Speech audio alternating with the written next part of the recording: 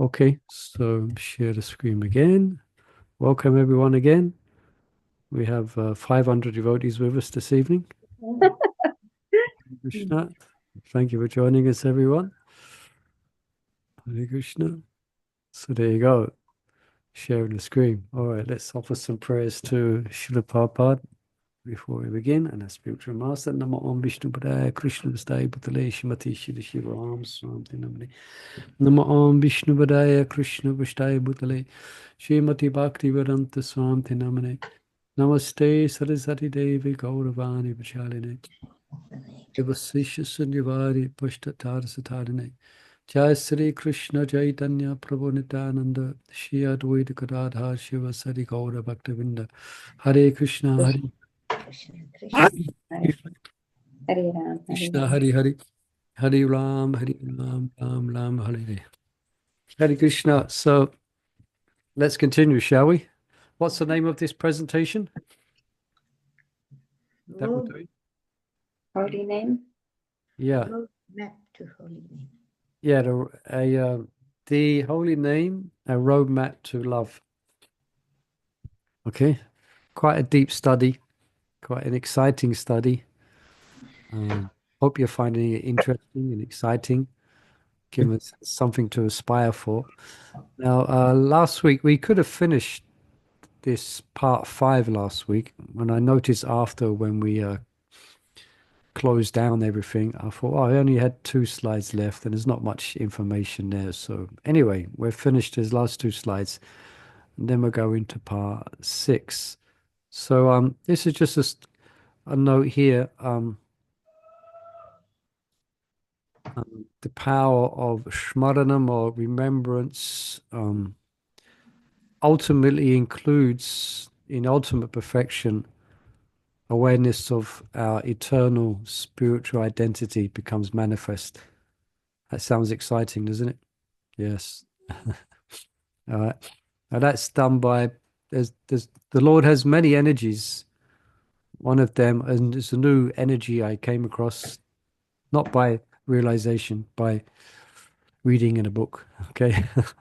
Anushandana Shakti. And then I looked it up for Sanskrit translation of that word. And it means investigate, research, to inquire, to explore.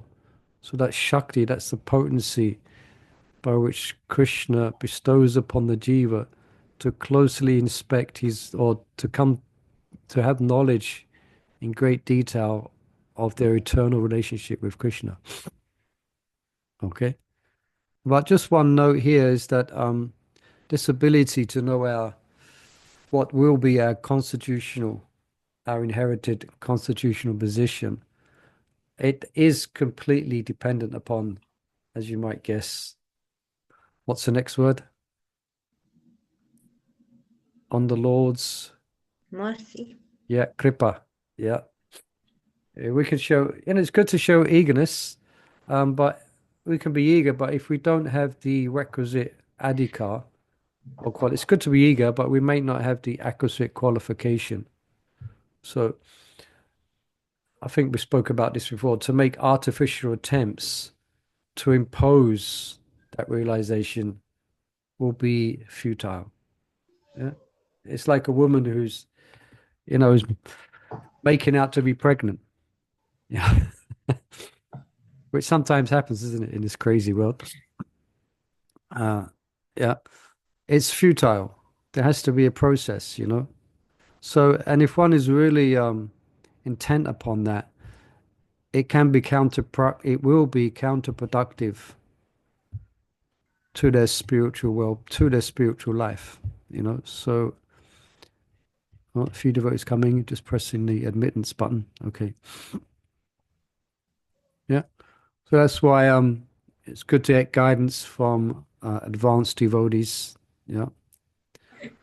Again, it's nice to be really eager, but being eager for that ultimate realization has to be accompanied with some adhikar. Yeah, it means we should have a few years behind us. Okay. we've got a good few years of devotional practice and chanting behind us, you know. So it doesn't come by our own, by just demanding it. You understand? So ultimately, these advanced devotees, they have a great desire, but their desire is concomitant of their qualification. So, you know, we may, yes, so just that point. Okay. So welcome devotees who just joined us. Hare Krishna, Mother Jamavati, Mother Pushpa Rajani, Hare Krishna, welcome. So just finishing off a couple of slides from part 5, which we didn't cover last week. Then we're going to go on to part 6. Okay. So let me go back here. Now, again, yeah, we need spiritual guidance. Now, sometimes it comes up, sometimes a question is asked, you know, because say if that guidance is not readily available. I mean, this is the guidance at the stages of devotional, profound devotional realization that we're going to need guidance all the way in our spiritual lives, not just in the beginning, not just in the middle, but also at latter stages of spiritual attainment. But just say if that's not there for one reason or another, and who's to know what's going to happen in this world, wars and catastrophes, you know. Like we had COVID, isn't it? We was all locked up for a couple of years. So who's to know? Anything can happen for one reason or another.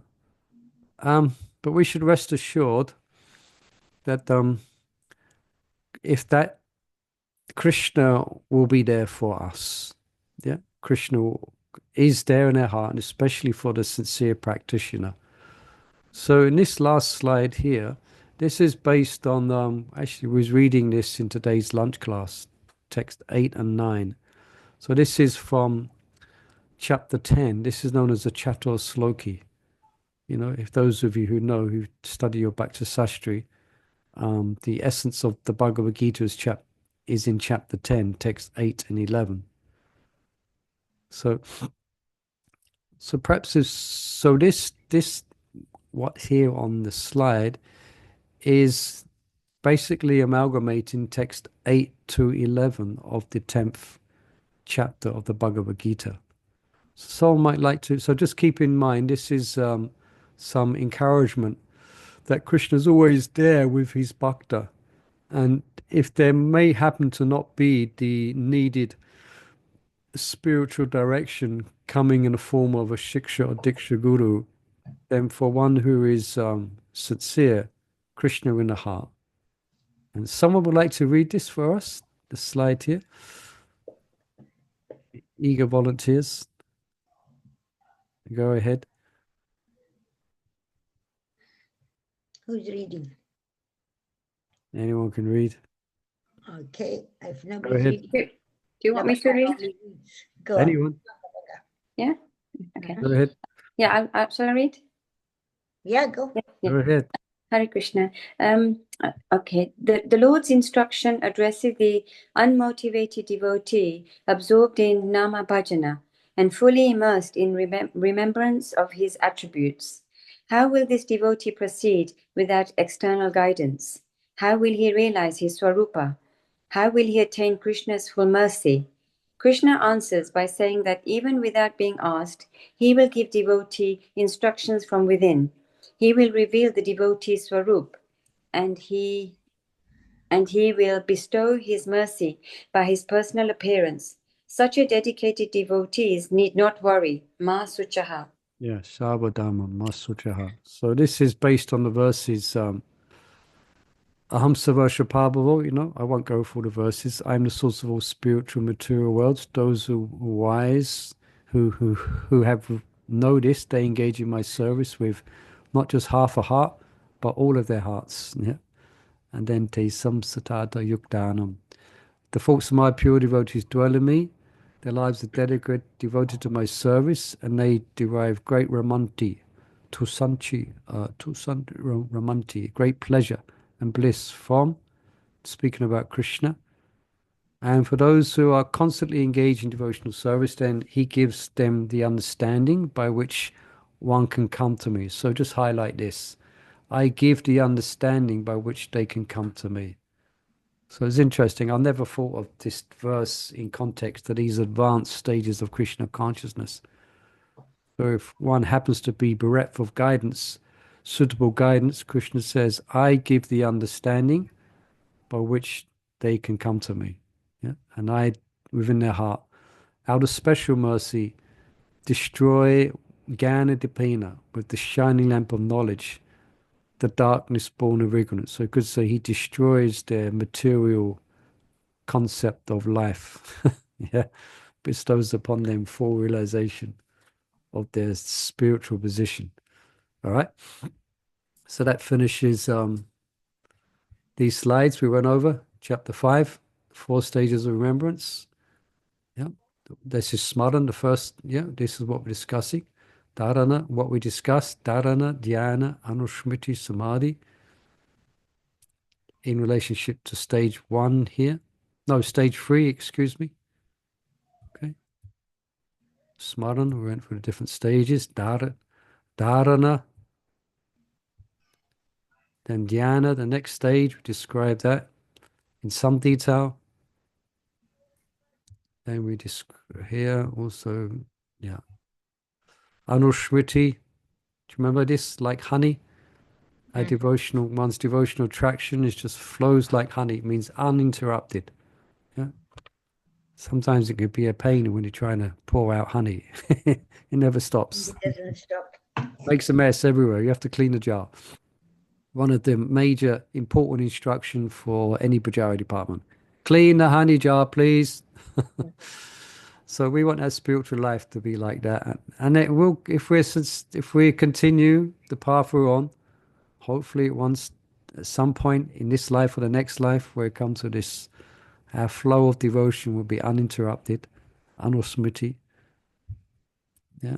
Then we mentioned a little bit about, we went in different, a little bit about, there's about when we're speaking about meditation, smaran on the pastimes of the Lord, there's different pastimes of the Lord. And ultimately the meditation generally for Gaudiya Vaishnavas, we mentioned that. All right, so that finishes part 5. Okay, so we have, unless there's some questions, we can pull up part 6. So I'm going to find it here. Is that part 6? Here it is, part 6. Okay, I've got to do some adjustment again. 1 second. Okay, everyone's ready for part 6? Yep. Yep. Okay. So this is, I'm going to give some examples now of Can I just quickly ask, great devotees. Please, yeah. you know how we have to depend on Krishna's mercy? Yes, yes. Never, but you still have to depend on the mercy. Say again, and that second part? You do endeavor, but you still have to depend on Krishna's mercy, really. Yeah. But you do make the endeavors. You don't just sit back and, yeah? Yeah, that's it. You don't just sit back. Like, I think Prabhupada says that Krishna didn't tell Arjuna just to sit down on the chariot and I'll take care of everything. No. And there's one quote in that regard which I came across, which I kept, and if I can find it. Oh, Krishna, sorry. Okay, here it is.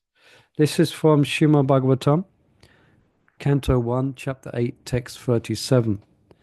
The highest achievement of perfect civilization is to work with valor, but at the same time depend completely on the Lord.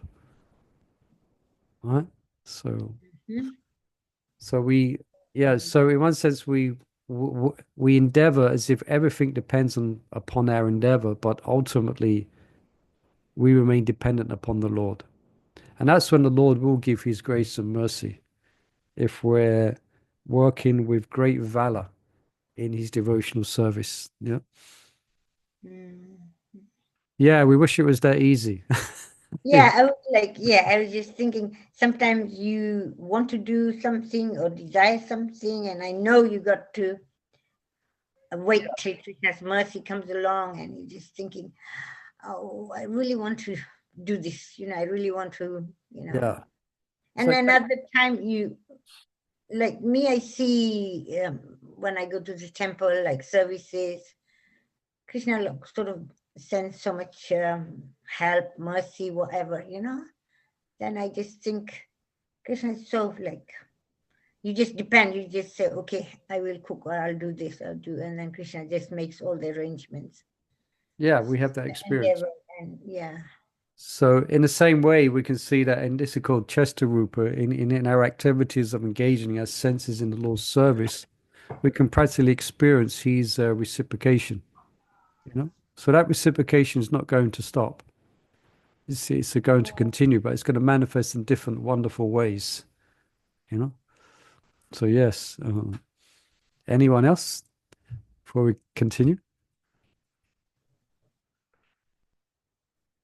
All Be right, nice go if on. everybody kind of says like, how do they see Krishna's mercy coming to them? Oh, that could be a whole seminar. That would, if anyone wants to, That would That's a difficult right. one. I think when you're going through bad times, that you kind of think, is this Krishna's mercy? Or, sometimes it's a bit difficult to see it as Krishna's mercy, yeah, I suppose. retrospect, it's normally a bit easier Yeah, when you reflect back.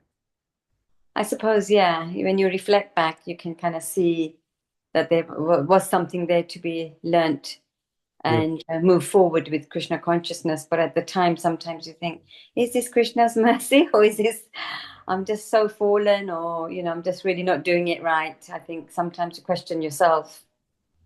Yeah, so it's very, yeah, so it gets very personal, very Yeah. specific in our practice, and how we're going about our practice. I mean, it might well be sometimes that we're kind of, some aspect of our spiritual life is not complete, so it might mean that, or it just might mean that you're trying your best and Mm. Krishna is just enjoying you making a great effort, and at some point he's going to bestow his mercy. And maybe sometimes I also think it could be sort of slightly like a wake up, because sometimes I think you can become a bit complacent or a little bit routine. And then sometimes when something happens, you kind of like just wake up and think, see, every step is a danger, or, there's things are going to change suddenly. You have to kind of like be aware of it and, Yeah. realize that you can't just go along the same routine every day. And something like that, when something happens to you, kind of, it's just like, oh, wow, Give me a um, wake up call. Is yeah, it? it's a bit of a, yeah, that's what I'm trying Yeah. to kind of say. Wake up call to kind of make you realize that, yeah, your bhakti comes first, need to do the chanting Yeah. properly. It just kind of like brings you back into focus again. Yeah. Just like Mars Parikshit had a wake up call. He Yeah. has he had 7 days to live. Well, Yeah. So I it's guess like it, I jammed it all in the 7 days. yeah, I guess Mars Parikshit, I guess he had big plans because he was a king. He probably had plans to build things and do things going into the future of 50, 100 years. But then he gets noticed 7 days to live. And I was listening to a lecture this morning, actually, where Prabhupada was speaking on this point. And he was saying, yeah, how do you explain it? It says that Maharaj Parikshit is more fortunate than us in that he was told he had 7 days to live. And Prabhupada said that we don't know whether we're going to live for the next 7 minutes. Yeah. At least Maharaj Parikshit got 7 days notice. We, Yeah. we really don't know whether we're gonna be here That's why we today or waste. tomorrow. So best not to waste any of that precious thing called time, you know? Mm. Yes. All right. So thank you for that. Yeah. So let's get into this a little bit. So this is speaking about the final stage of samadhi. And it's good to note that I don't know, good to note, sobering to note that realization of one's relationship with Krishna, it will only come, it comes at the stage of this devotional attainment, samadhi. Okay, you know, like the stage of bhava, which is a ray of love. That's the stage we're practically aspiring for. That will only come. It can come other times. It's Krishna's grace. It can happen, but generally, it is going to only happen as you progress through these different stages of smaran. Okay, so we come to the stage of samadhi. Then that's when that the next stage up. Then when then a ray of bhava may touch our hearts. Okay, all right. So, but don't think it's unattainable as we're described this samadhi, this devotional samadhi. So just hold on to your seats. Okay, so we're gonna describe the some examples of samadhi in great devotees. So this will, this will kind of, let me get. So describe the characteristics. What are the attributes and the specific characteristics that one can attain the stage of samadhi and what this stage actually looks like. Okay. Now, it's not, I guess I've said this. I mean, I always thought a few years ago that samadhi, you're walking around and you can't see the earth, you can't see traffic lights, you can't see anything anymore. You're just you're just in samadhi. But it's not like that. Ex- this is where one's doing one's bhajan and then one's absorbed. And in that part, say Rab bhajan is our rounds, and you're so absorbed in the holy name and Krishna that you enter into what's known as samadhi. Yeah. But then you come out of it again when you have to go shopping. Understand? When you have to, when you have to put the bins out, you know, then you're interacting. But there is a stage of samadhi. There is, but the highest, as we'll see if we get to that today. But the highest stage of samadhi, just little taster, where these devotees never come out of their trance, and that's the gopis. Yeah, they never come out of their trance of samadhi. Yeah, other devotees, they're in their bhajan and they come out and may interact. We should look at that. It's very interesting. Now, first, I can just read this. This is a synopsis of what we've already covered. At the first stage called smaran, the sadhaka tries to understand the Lord, a process that gradually awakens attraction to Krishna in the heart. So one tries to be absorbed in the name, and then fails, one tries, one fails, one tries, one fails, one tries, one tries, success, success, failure, failure, try again. That's the first stage. And then after some time, maybe it could take devotees years, or it could take months, it could depends. The next stage is dharana, the second step. Yeah. Um, so now devotee has some firm attraction there, and they meditate in dharana on Krishna, then manifesting from the name is non-different, as we discussed, name, form, qualities, and pastimes. This is known as dhyana. You know, gradually submerges the sadhaka in the nectar of Krishna's sweetness. Yeah. So swimming around in that is Dhruvana and Anushmriti. Yeah. So swimming around in that great appreciation of the sweetness of Krishna's name, form, qualities, and pastime. Nama Rupa Charitata Kirtanano. Chapter 9, I think, of Nectar Instruction speaks about this. And then jumping off the diving board into that, as called here, and collecting the pearls of Krishna's personal appearance is samadhi. Yeah. Okay. Now, one example is given of samadhi is Markandeya Rishi. This is from the 12th canto of the Srimad Bhagavatam. Um, now, he was, yeah, um, Markandeya Rishi. He was in such deep meditation, so he was in samadhi that his mind stopped functioning. Now, I mentioned last week, I've got this book on yogi here, which describes these different stages, you know.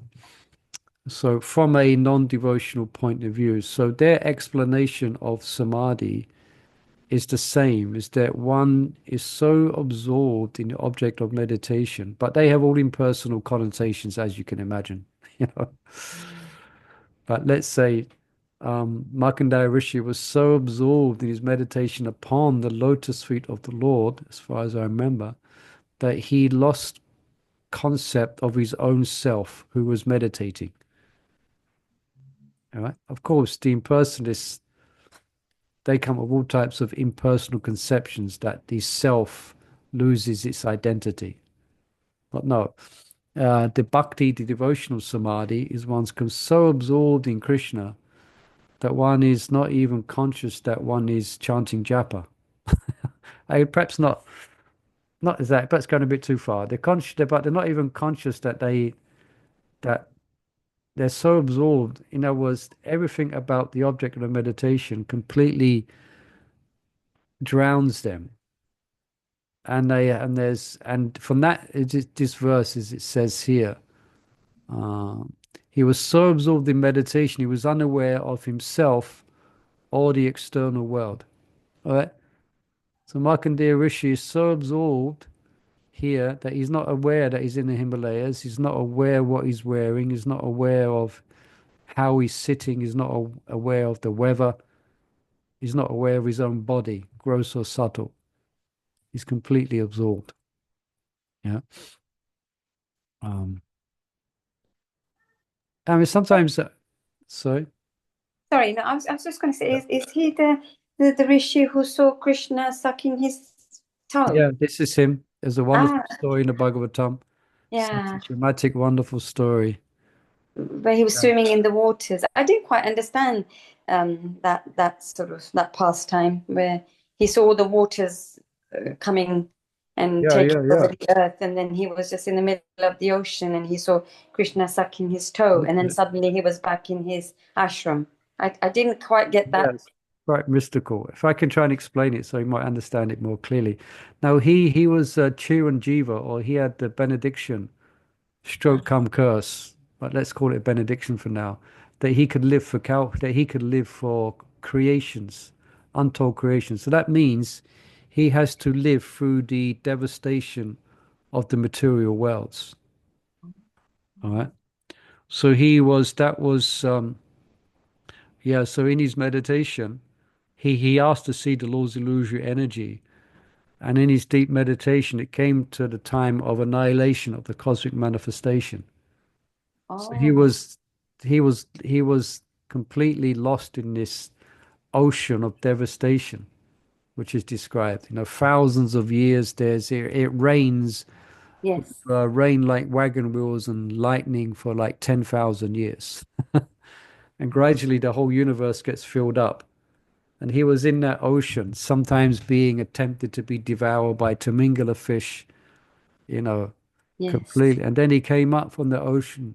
No, let me just get this right. Yeah, it started off in his hermitage. that's right. It Yes, started raining in his hermitage. Then yes. gradually it turned into the annihilation of the cosmic manifestation. Mm, And then at some point, after thousands of millions of years, completely exhausted, mm, there's a nice picture, isn't it? He comes up from mm. the water, Yes, sees this effulgence, and he goes yeah, close, he sees an island, yeah, and he sees Krishna. yeah, He sees Krishna sticking his toe in his mouth, yeah. placing the nectar of his lotus feet. And just by looking at that, he becomes completely free of the fatigue of Yeah. billions of millions of years being Of in swimming. inundation. Yeah. And he becomes overwhelmed with ecstasy. Then Krishna breathes in and That's he right. breathes Markandeya Rishi into His body. body, and I think then again he's in.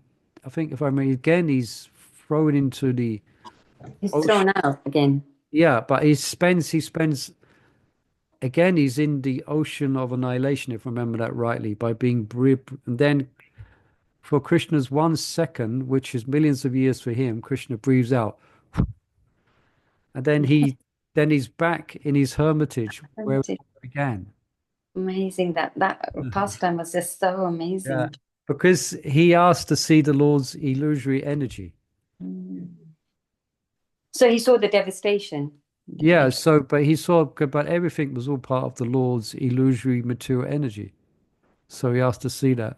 Because sometimes at this level, these devotees, these accomplished devotees are so aloof from the material energy that they get curious.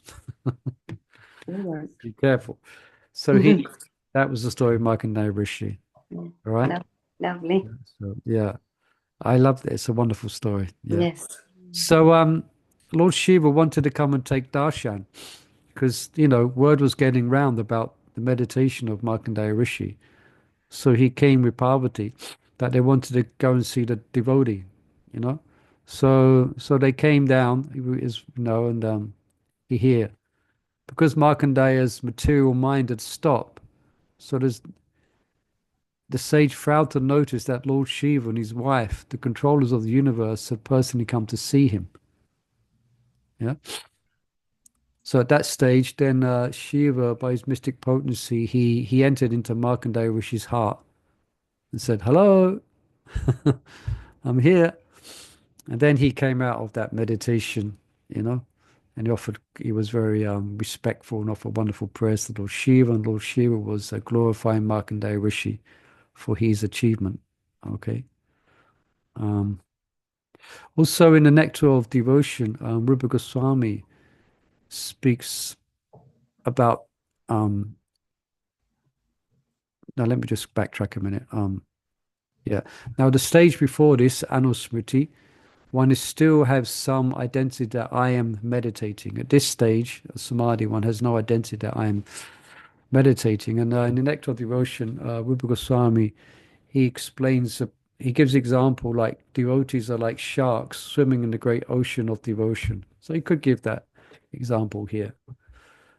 Now, before we go on, it's something that we can experience even as sadhakas, or even, let's just say, even materialists fully absorbed in some aspect of the material energy. They can be so absorbed that they don't notice time. Anyone who had that experience where you can forget everything because you're so absorbed in a particular activity? So even as sadhakas, we can be really absorbed. And Prabhupada, one time he said, he was speaking of the devotees' amazing accomplishments on book distribution, how to distribute so many books. And Prabhupada said, yeah, this is Samadhi. This is Samadhi. So, but it's not exactly the Samadhi of this level of achievement, but nonetheless, the experience is that one is unaware of anything else but their specific service. Yeah. I remember years ago when we was on book distribution as well, we was on traveling Sankirtan, and it was the Christmas marathon, and we was on the street by 9 a.m. and we would finish by 9 p.m. And we was on the street all day and right into the night. And we get back, we count the Lakshmi, sleep, wake up, chant, take breakfast, back out on the street again for another 12 hours. And it was as if we never left the street. We was in our little van, we was in complete book distribution samadhi, and nothing else existed. Of course, it didn't last long. But I'm sure some of your experience, isn't it? When you're cooking Raj Bhog or you're dressing the deities, sometimes you get so absorbed that, and that's good sometimes, isn't it? Sometimes we've got so many anxieties that, are kind of disturbing our mind. But if we can get really absorbed in our service, it's really nice. We can get some break from our materialistic mind. So that can be experienced. Yeah. So some kind of little inclination or what samadhi might be like in its perfected state, you know. Um, so this devotional samadhi, um, it can be likened to the stage of Astanga, as we mentioned many times. So here we have the stages of Astanga, so samadhi. But this samadhi by the yogis is very difficult to achieve. Every book you read about samadhi, it's a very, very rare attainment. But a pure devotee can obtain this with relative ease. Yeah. By the grace of Nam Sankirtan. Yeah. And also serving Krishna. Yeah. This is the okay, or you could say this is the upcoming highlights in our spiritual life as if we really take chanting seriously. Yeah. Now, yes, at this stage, someone who's practicing like regulated devotion, that they may not be spontaneously attracted. Um, they will become attracted at that stage, obviously, spontaneously attracted. Yeah. Um, yeah.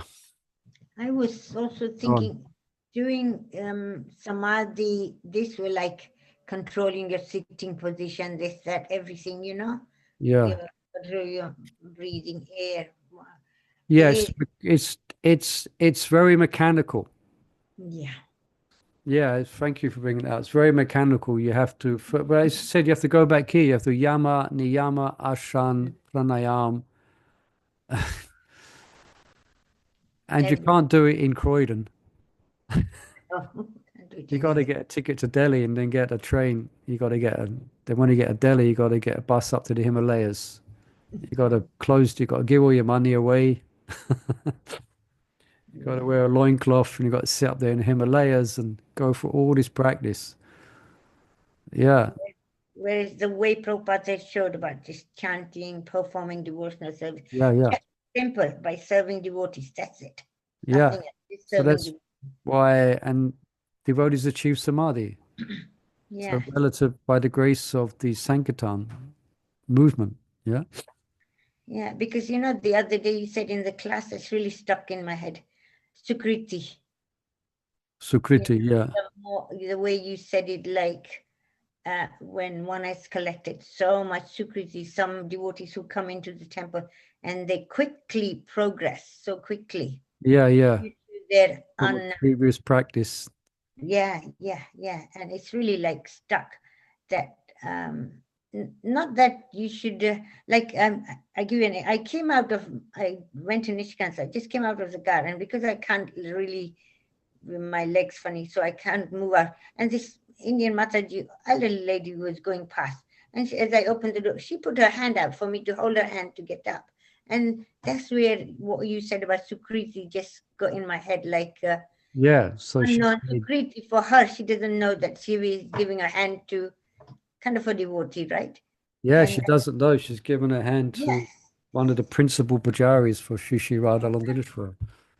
like so the Sukriti, like that's where I was thinking how we can progress by getting Sukriti, you know? Yeah. Bhakti. Well, yeah, for us it's known, is but Yeah, we know it, but like giving it to, yeah. unknown, yes. So in one sense, what we're doing is the fruit of Sukriti, where we're engaging devotional service, but everything we are doing is qualifying us for higher stages of bhakti. So in that sense, yeah. Mm. Mm. Um, now, yeah, let me just go here. Okay.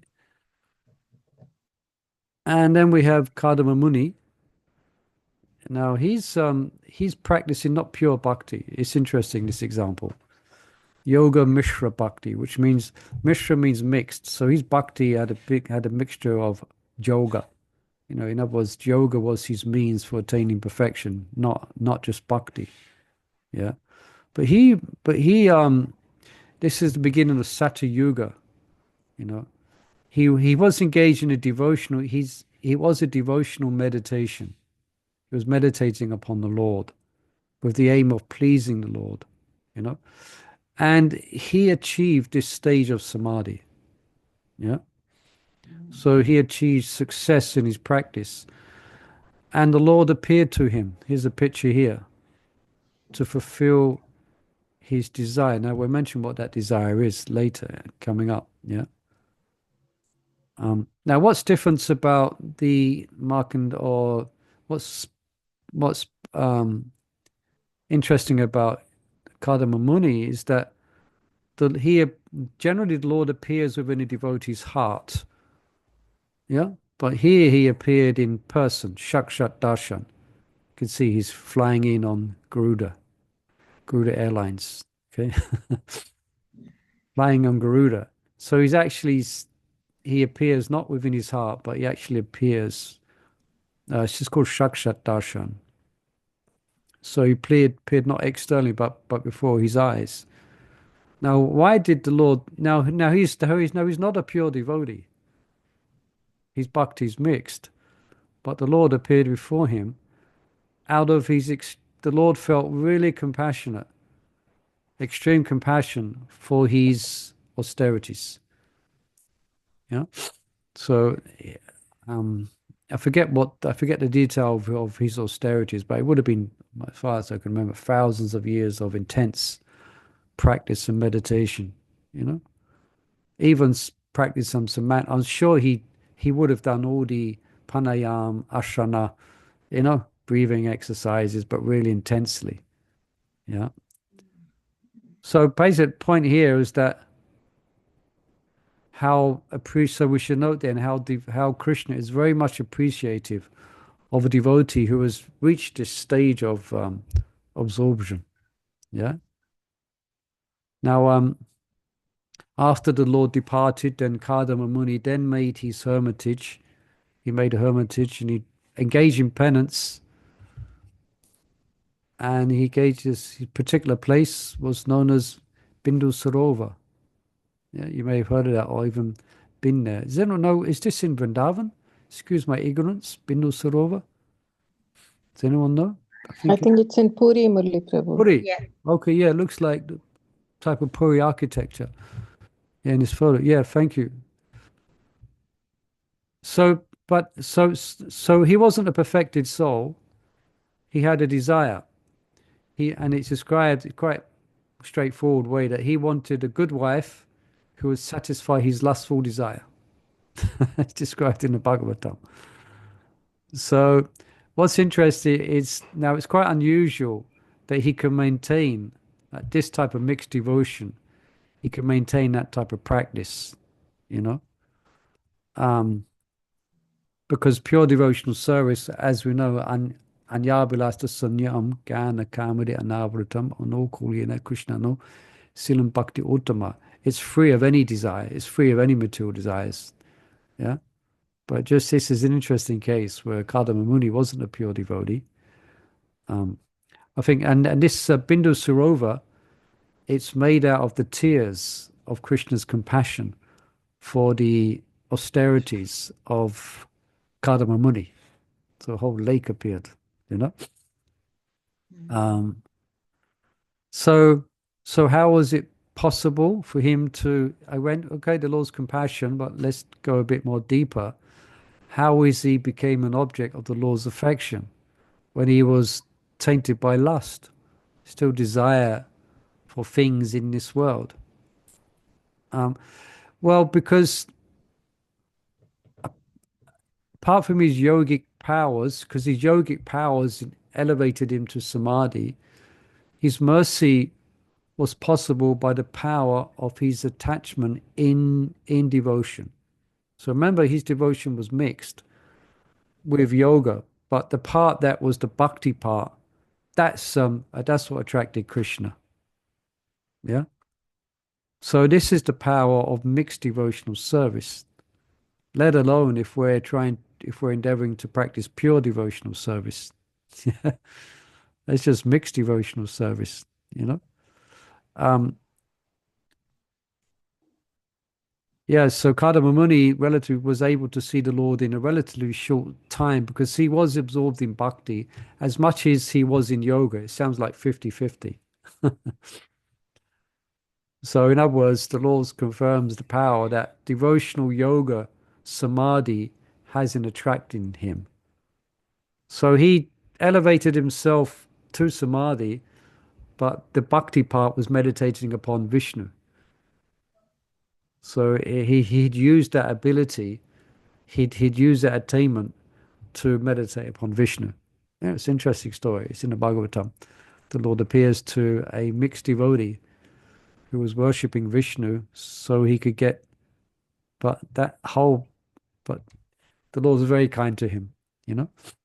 This Krishna is looking at his endeavor in Yeah, that. he's looking at the bhakti part. What's that name for Krishna except the essence of, uh, Bhavi, Bhava Grahi Janardana. Bhava Grahijana. Yeah, so we may be incompetent in many ways, but the Lord is more attentive to that devotion that's within our hearts. Even if our efforts to do things may be full of faults and are wrong, the Lord's just concentrating on that devotion, which is inspiring us to try. Bhava Isn't Janardana. He takes the essence. Yeah, go on.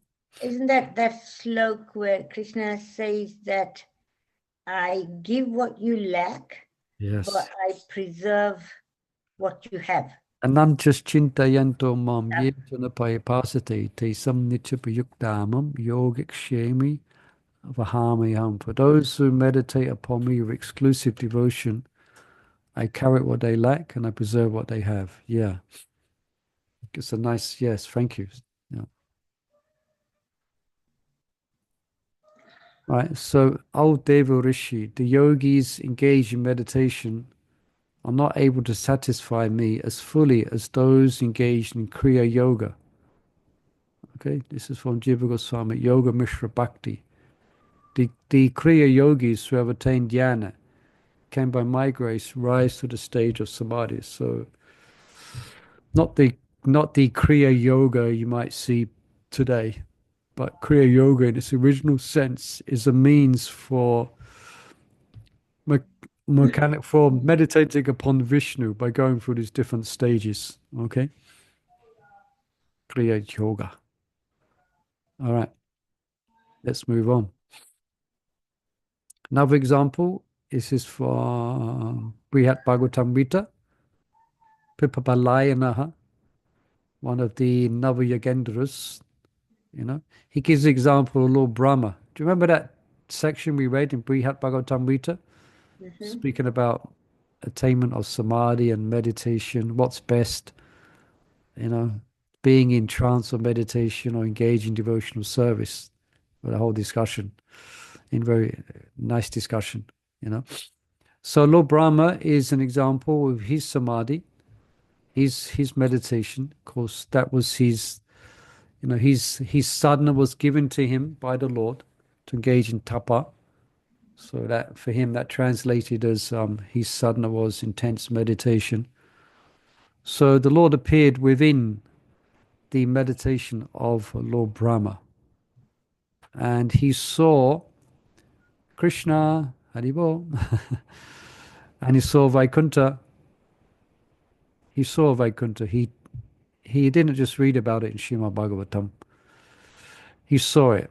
He could see Vaikuntha, And then the Lord, he was greeted by the Lord, and how was he greeted?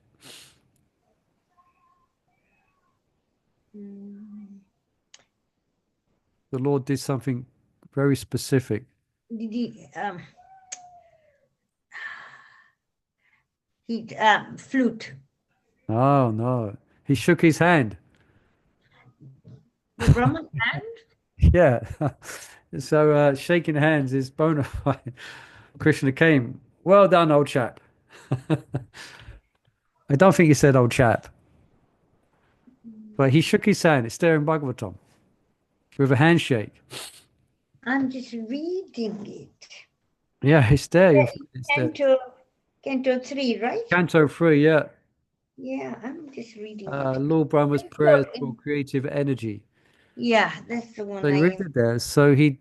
And then he spoke the for the Chatusloki verses of Srimad Bhagavatam, right? Now so in other words, so this all took place within Brahma's heart. If you was to be seeing this, you wouldn't see Vaikuntha, you would just see Lord Brahma. Yeah. Mm-hmm. But within his heart, it was because this stage of samadhi, it was just like he was seeing the Lord with his eyes and senses. He was experiencing a full immersion. And it seemed people you could see these things, these type of I saw one time this what where you get these what they call them, these um you put on your head and what's it called, a simulator thing. It's a simulator thing where you put on your head and all you can it covers your eyes and everything, and you can't see anything but what's being played within this simulator. And they have things like where you're on top of a skyscraper and there's a plank of wood, and in this artificial world you have to walk on this plank of wood. And you see people, they're freaking out. They can't do it. Although they're in a room with just a plastic thing over their head, the experience is if they're on top of a building, hundreds of feet in the air, walking along a plank of wood, and you see some of them freaking out. Or they can't even do it, or they're so you can see that's a kind of how people, the senses themselves and the experience that the senses have in relation to the material energy. But it's a reflection of what Brahma really experienced. He didn't have an artificial stimulator with Vaikuntha on his head. I'm sure devotees going to make that at some point. You're going to the spiritual world. Anyway, so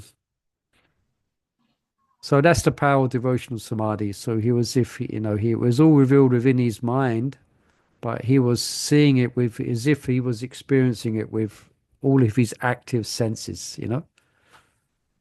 So then another example here. This is anyone know the name of this devotee? Birva Mangal Thakur. Yeah, Bhuvanamanga Thakur, as we know, such a story, such a wonderful story. And it's a bit different, this one. Interesting. He's an example at this stage of a sadhaka, the advanced stage of bhava. Okay. Not at the stage of prema. Well, bhava is a ray of prema. So So here, this verse expresses Bilva Thakur's he's yearning to hear the modulations or the flute playing of Krishna. Yeah, to interrupt his samadhi meditation. Yeah. When will the sweet sound of that youth? So he's already absorbed in Krishna. Krishna came to him. He did a nice play when we was in Vrindavan, staying at Rupa Seva Kunj, and one Prabhupada Mataji disciple, I forget her name, but she did one play of this, Bilva Mangala Thakur, where Krishna is coming and he's interacting with Bilva Mangala Thakur, and he's blind, isn't it? Then he goes away and where are you? So he here, when will the sweet flute sound of that youth who earlier appeared before me and who is said to be a great ocean of mercy appear again, displaying his full beauty and his joyful moon-like face? Interesting, he's blind, but he's seen this has all been revealed to him. Thus destroy the agony of my mind and the misery of my lonely trance. So he's yearning to hear that modulations of Krishna's flute playing, to disturb his already full absorption in a Krishna. Okay. Then we have another example of Prahlad Maharaj. Now, there's something that happens at this stage is when this trance, do you remember those prayers we read of Bhaktivinoda Thakur? You know, he's them prayers we read of his experience of the holy name. This is at a Samadhi, where he's explaining that it's as if he has no control. His ecstasies are control of him. So this means that at a certain stage, one's trance becomes spontaneous and it's self-propelling. Everything is just being self-propelled, and it requires no specific effort. One, it's just self-propelling, and it's only with great effort that trance can be broken. Yeah. Hopefully, we'll have that problem one day when we're chanting. Someone has to shake us up. Hey, it's deity greeting. Wake up, wake up. It's time to go to work. It's time to go. They have to clean the temple room. But you're not even aware that you're being. But hearing this, perhaps we can aspire for such a thing. So Prahlad Maharaj mentions this experience, and he's not just being theoretically. So his teachers are asking him, they're complaining about his devotion to Vishnu. So he's saying, what can I do? He's saying, oh, Brahmana's teachers, as iron is attracted by a magnetic stone moves automatically towards the magnet, my consciousness, having been changed by his will, is attracted by Lord Vishnu, who carries a disc in his hand. Thus I have no independence. And also this was saying Haridas Thakur, when he was being harangued as a Muslim for chanting the holy name, and eventually was put in prison, and he was threatened to stop chanting. He said, I can't. Yeah, I can't. You could chop me into 1,000 pieces if you want, but I can't stop chanting the holy name. This is like great bhava, samadhi bhava, So he had no control over his devotion. It was controlling him. His devotion was controlling him. He had no control over it. This is samadhi. Yeah. And then we have Narada Muni. Mhm. Yeah. Look at that. Yeah. As you know, this is it's a stage of Narada. This is a stage of prema samadhi. It's described as. So he was, as we know the story, he was the son of a maidservant in his previous birth. And we know the stories, and it's there on the Srimad Bhagavatam, very, very nice story. And then here, when his mother bitten by the serpent of time in the form of a snake, and then the sage has already left. So as a young boy, this is a nice picture, isn't it? Mm. He's a little narrowed. He was serving the sages in his innocence. Then he just, his mother, I guess his father wasn't around. It doesn't give those details. And he left and walked to the north, went through different provinces. Then at one point, under the shadow of a banyan tree in an uninhabited forest, I began to meditate upon the supersoul within, using my intelligence as I learned from liberated souls. So he'd learned from these devotees this dhyana meditation upon Vishnu. Yeah. So as soon as he began to meditate upon the lotus feet of the Lord appeared within his mind. Yeah. And that transformed into love, and that tears rolled, of course, wet tears of ecstasy, And then the Lord appeared then on the lotus of his heart. Yeah. So, and then what's happening here is that his mind was flooded with this devotion, love, devotional love. And the Lord progressively appeared within all of his senses. Yeah. So first Narad, he experienced the fragrance of the Lord's body in his meditation. And that sent him to a great whirlpool of ecstasy. And then with his ears, he heard the Lord's ankle bells, chink, chink. And that was like a great source of ecstasy. And then finally he saw the Lord's beautiful face, you know? And then at that point, what happened? He fainted. It's just all that, too much ecstasy.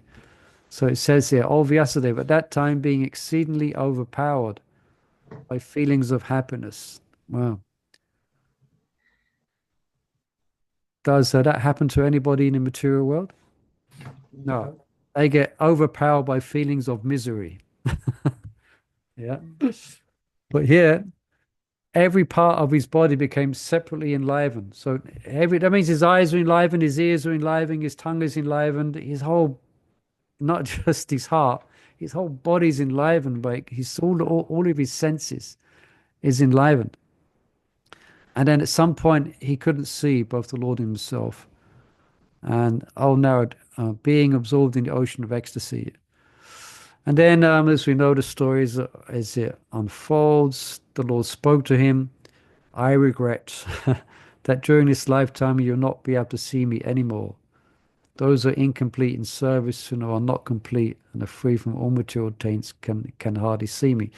Now, that's what we won't have time to read that now. It's gone past 7, but just to Narad's lingering attachment, which wasn't holding him back much because he achieved this, was his attachment to the peaceful forest, as you may have heard before. But this was very subtle and it wasn't holding him back. But still, the Lord, he still had to progress some more. And we know the story unfolds, and then next life, he became Narada Muni. Yeah. And as we know, the heartbreaking stories, after he had this experience, then naturally, after the Lord, became unmanifest again. And what did he try and do?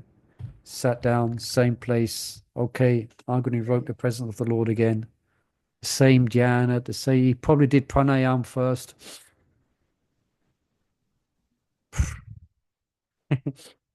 Exactly what he did before, and tried to invoke the presence of the Lord. But no, nothing, Yeah. And then the Lord came, I think then he heard the Lord's voice came. Yeah. And he said this, Oh Lord, oh Narada, I regret during this lifetime not better to see me anymore. Those who are incomplete in service and are not completely free from all material taints can hardly see him. But still, do you think he forgot that experience? No. No way. And every time he thought of it, he would be overwhelmed with ecstasy and happiness, and of course, feelings of separation. Yeah, that's the type of thing you don't forget when the Lord appears to one, And then let's just be rebels. Let's just let's just go up, and next week we'll describe about the Gopis Samadhi. Yeah, but let's just speak about Vyasadeva Samadhi. Now this is this is an example of a devotee whose prema is mature. Srila Vyasadeva.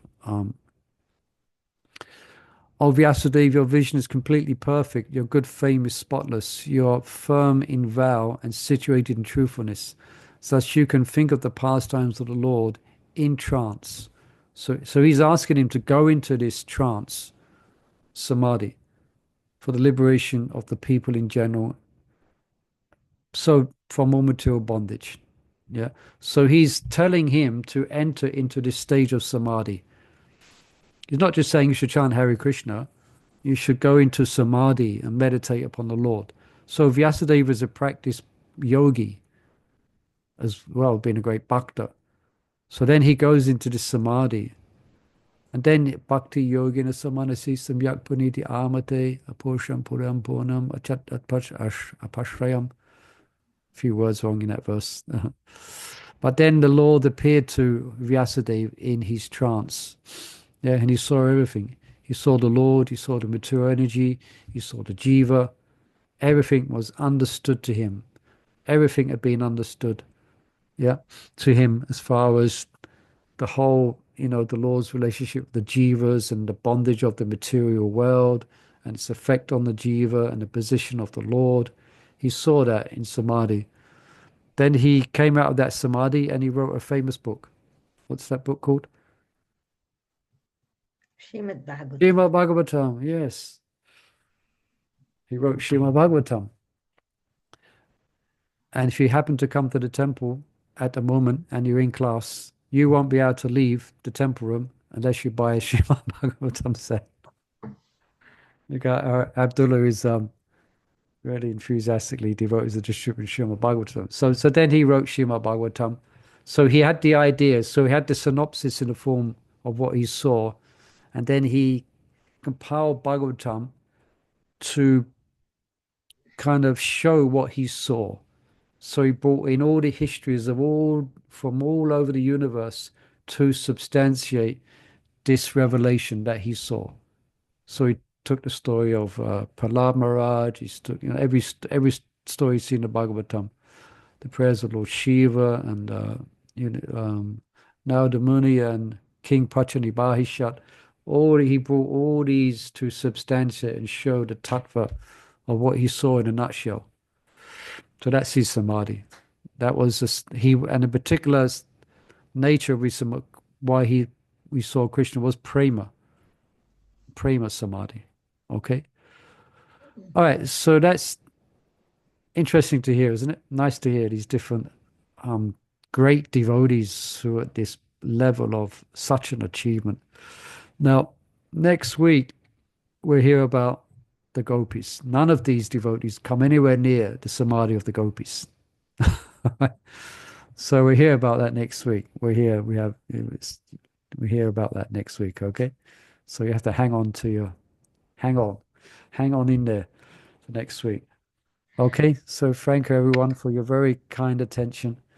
Any closing comments or questions? Yeah, I want to, like, you see, when we're studying like this and see the examples of great souls, Yeah. and you really are even in your chanting or doing a devotional service, you really want to do so much. You look at the first thing in the morning, you see the books and you think, I need to read this now. I want to read that book. I want to read that one. Yeah. But as the day goes, and the day you think you haven't done what you wanted to do. Is that kind of mixed service or, not. And then you go to bed, think, right, what did I do? I did this. Maybe I should have not wasted that little bit. Then you start the day, right, I'm going to, and it doesn't work. Yeah, that's probably our collective experience. We are easily distracted. Yeah. I don't know if but I'm working on another interesting presentation, which was called Bhakti Habits. So it's about being able to create bhakti habits and get over undevotional habits. So it's about that's what I'm just having a little go at trying to compile, and it's based on a book that's going around at the moment. It's called Atomic Habits. You might have heard of it, but me and a friend we're putting it into bhakti habits. But one of the parts which it may help described, you have a habit tracker called a habit tracker that you write down what you want to do in a day, and you have tick boxes. You tick it off. You can get apps. It's called habit tracker apps, or you can create it on a spreadsheet. I mean, I've got one that I just looking at these things. I got one yesterday, a spreadsheet habit tracker. Then these type of things may help. You kind of write down what you want to achieve in a day, and then you tick it off. To-do list. Huh? Like a Yes, to-do list. it's like a to-do list, you know. So these things it might help us to stay focused. Good idea. Yeah, so this but this is our practical. Actually, that's why I was inspired to kind of get into this a bit more. You know, this presentation we did on attentive and inattentive chanting. That was the first classes we had on this subject. It's a massive problem for devotees, everyone, because of this what do they call it? Social media and computers and phones. It is an issue. Of course, you can use them devotionally, but they can be a big distraction. And there's so much to be distracted by over information. So it's good to be aware of it. Perhaps I could go into it. Could be a whole Like, yeah. I mean, I don't have that kind of thing because I'm not very intelligent with All right, so you're blessed. Yeah, you kind of thing. later Yeah, generation, so you can't relate to all of I that. don't have TV. I mean, I have a TV, but it's not even working. Okay, yeah, that's a good point. I don't have that kind of things. It is Krishna conscious, but like, oh, I need to chant more. Okay, 2 more rounds. Like that. And then Yeah, I that end reminds up me. like, oh, but I should have read half an hour of this or that. Well, that's good. In other words, this is yeah. So But it's not, this is yeah. good that we haven't got enough time to read all the books we want to read. We haven't got enough time to chant the rounds we want to chant. We haven't got enough time to engage in all the sanghas that we want to engage in. That's basically what it is. Well, Yes. anyway, that's I a don't good problem. have That's I a don't good have problem. But at emails the or same time, we yeah. don't want to be, we don't want to take 2 hours to decide what to read. Take 1.5 hours, decide, shall I chant japa? Should I listen to a class or shall I do this? We want to be focused. So there you might want to write out. Sometimes I've done that in the past where if I've had I've got a day free, I wake up in the morning, I've got no specific engagements. So I've done it before. In the morning, I write down what I want to read, the books I'm going to read, and the times. I don't always make it, but I try my best to. But that list helps. Okay, 1 hour I'm going to read Bhagavatam. Then I'm going to do this. Then I'm going to chant more rounds. Then I'm going to take prasadam and that. So these type of things can help. Yeah, this is it. I need to work that out. Like I think 3 o'clock. Oh no, look, if I chant a bit more till 4 o'clock, and then I've got this time to read and that time, and it doesn't work. Keep on trying. Yeah. Just keep on trying. Then you get disappointed with yourself so much. Yeah, and it's not that I don't go anywhere. I don't see anything. I don't do anything different. But yet I'm not happy with what I'm doing yet. I need to really work with something. But okay. Okay. Thank you everyone for your very kind attention. 1 second. Let me just Hare Krishna, Krishna Krishna, Hare Hare, Hare Ram, Ram Ram, Hare Hare. So I just stopped recording just in case. Yes. Yes. Sorry, we were going to do 3 days, and I completely. That's what I mean. Yeah. All right. Well, let's get together tomorrow. We got our we have Bhagavatam Rita, and then we can take it from there. Yeah. All right then. Thank you. Okay, Gauda Premanandi, and I wish you all a happy japa tomorrow. May you enter into Samadhi. Thank you, Prabhu. Thank you so We'll much. try. Very good, and never come out again. Very good. Yes. Thank you, Prabhu. Yeah. You only you. come out of Samadhi to put the rubbish out on a Wednesday. From the mind. Very good.